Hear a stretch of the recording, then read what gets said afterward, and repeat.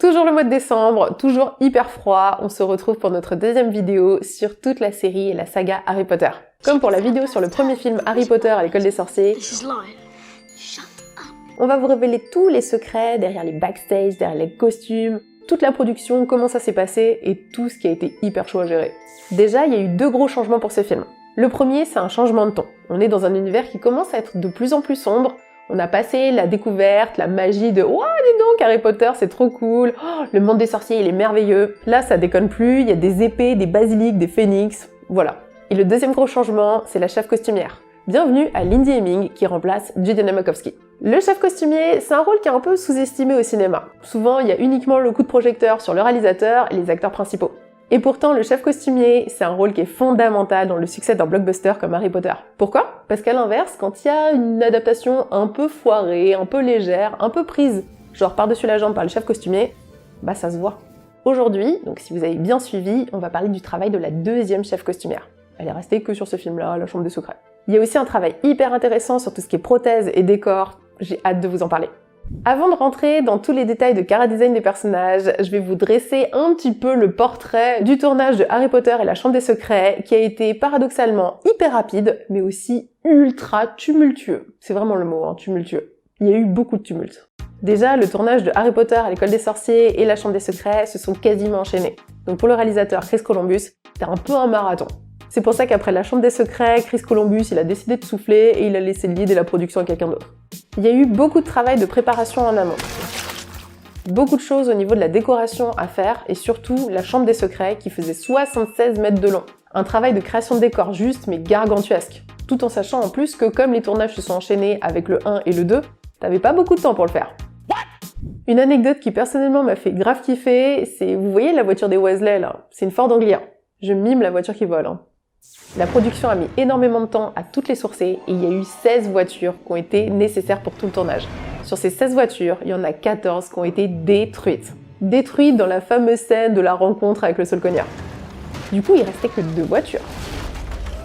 Et sur ces 2 voitures, il y en a une qui a été volée pendant le tournage, pendant la production, par un fan. Un peu hardcore le fan pour aller s'introduire sur la production, aller choper la voiture, waouh quoi. Alors, pourquoi des Ford Anglia ?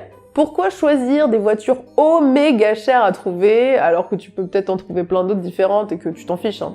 C'est juste que J.K. Rowling, elle a mentionné évidemment dans les livres Harry Potter que c'est une Ford Anglia qui est conduite par les Weasley. Mais si c'est une Ford Anglia, c'est parce que c'était sa voiture à elle. Quand elle était au lycée, elle vadrouillait avec ses potes et tout. Donc J.K. Rowling a insisté auprès de la production pour avoir des Ford Anglia de cette couleur spécifiquement. Le challenge. Le tournage du film a même pas commencé, était déjà en mode hardcore. En même temps, je salue le fait que la production ait décidé de rester fidèle au matériau de base. Et quand tu regardes ça en tant que fan, c'est typiquement ce genre de détail qui te fait dire que ouais, c'est une bonne adaptation. Le décor, les voitures, c'était chaud, mais il y a pire que tout ça. Il y a eu des poux. La prod a dû se battre contre des poux. Il y a eu des gens de la production qui en ont eu, il y a eu des acteurs qui en ont eu. Tous les jours, ils devaient se faire checker et tout, genre est-ce qu'ils ont des poux. Harry Potter, à l'école des poux. Ouais, vraiment Poudlard. Mais c'est vrai que ce genre de truc, c'est super chiant, parce que c'est éprouvant. T'imagines, t'as fini ta journée de tournage, et hop, tu vas aller te faire checker la tête, tu dois évidemment penser à te mettre un shampoing, faire des soins, à te peigner, enfin, relou quoi. Bon, transition capillaire, et à la fois, on va parler de trucs un peu plus glamour, on va parler de Lucius Malfoy, et de sa fabuleuse chevelure à la Fabio. Lucius Malfoy, incarné par Jason Isaac, fait vraiment son arrivée dans ce film, mais une arrivée mais fracassante. La perruque de Lucius Malfoy a été créée à partir de vrais cheveux humains. Bon ça, c'est quelque chose d'assez habituel dans le milieu du cinéma, parce que les cheveux humains, ils rendent mieux à la caméra que des cheveux synthétiques. Il y a un meilleur tombé, un meilleur brillant, mais pour Lucius Malfoy, pour lui donner un petit peu plus de volume, et lui donner un petit peu un côté un peu inquiétant, ils ont rajouté dans cette perruque des poils d'animaux. Pardon ? Du coup, le côté glamour, il prend un petit coup là. Et pourtant, cette longue chevelure blonde là, elle est pas dans les livres, elle est pas décrite par J.K. Rowling. C'est Jason Isaac qui a absolument voulu avoir les cheveux aussi longs. Le mec ultra investi dans son personnage. D'ailleurs, autre chose qu'il a demandé absolument à avoir, c'est une canne. Cette canne qu'il a tout le temps sur lui, dans laquelle il met sa baguette. C'est pas non plus décrit dans les livres. Et pourtant, je trouve que c'est un choix hyper intéressant. Je trouve ça hyper malin parce que à l'époque de la révolution industrielle en France et en Angleterre, la canne, c'était un accessoire typique de l'aristocratie. Quand on voit cet accessoire qui est porté par Lucius Malfoy, ça lui donne et ça renforce ce côté aristocrate, ce côté « ouais, moi je suis au-dessus des moldus ». Ce côté « je suis différent de la populace ». Bravo Jason Isaac, bravo. Cette canne, il la kiffait tellement qu'il s'en débarrassait jamais. En dehors des tournages, en dehors des prises, il se baladait tout le temps avec sa canne.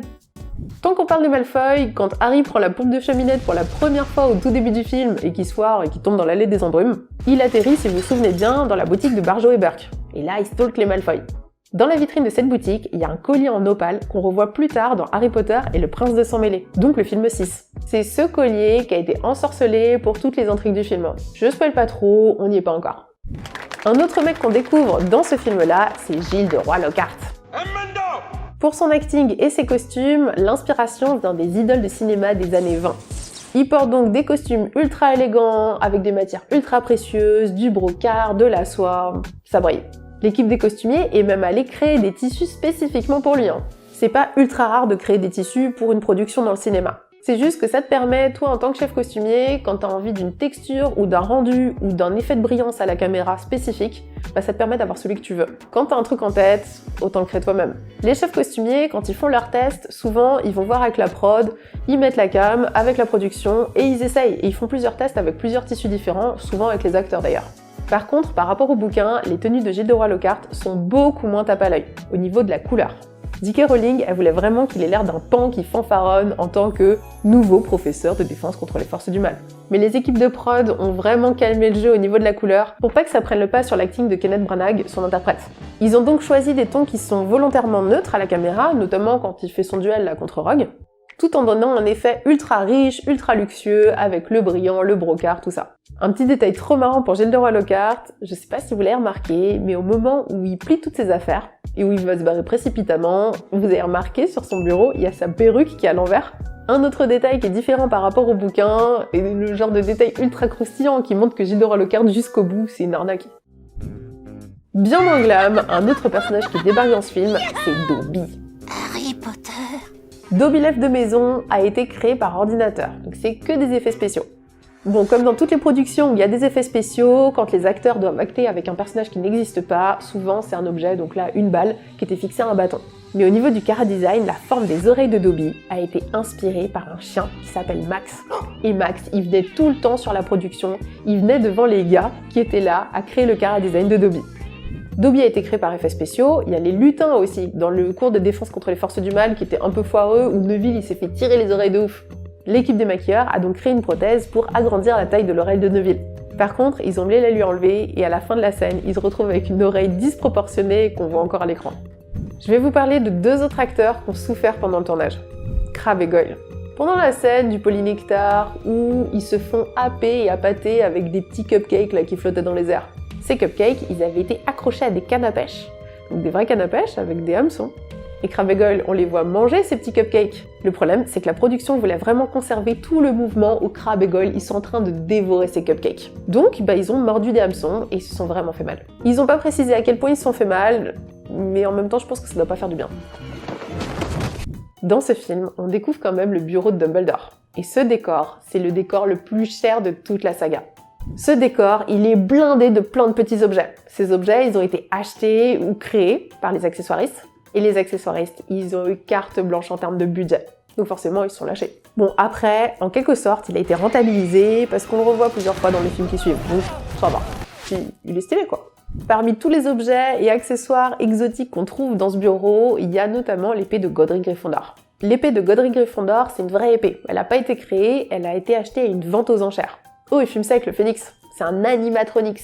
Il a grave impressionné Dumbledore. Enfin, Richard Harris. Il croyait que c'était un vrai oiseau qui avait été dressé et maquillé pour le film.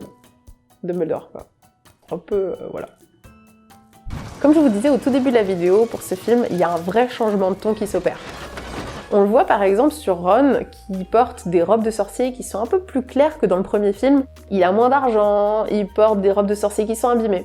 C'est un détail qui montre que les costumiers ont été soucieux de respecter le fait que la famille Weasley est galère, quoi. Mais globalement, il y a aussi une sorte de colorimétrie un peu plus verte pour vraiment rappeler ce côté serpent, serpentard, chambre des secrets. Et ça transmet une atmosphère un peu angoissante. Qui est l'héritier de Serpentard? C'est Harry. Voilà. Vous le savez, de toute façon, vous le savez. Voilà pour nous. Est-ce que vous avez kiffé ces 2 premières vidéos sur l'univers d'Harry Potter, avec les costumes, les backstage, les accessoires, les FX? Hâte d'avoir vos retours parce que du coup, comme je vous l'ai dit la dernière fois, ça nous booste pour continuer. Et puis hâte de vous retrouver. À la prochaine!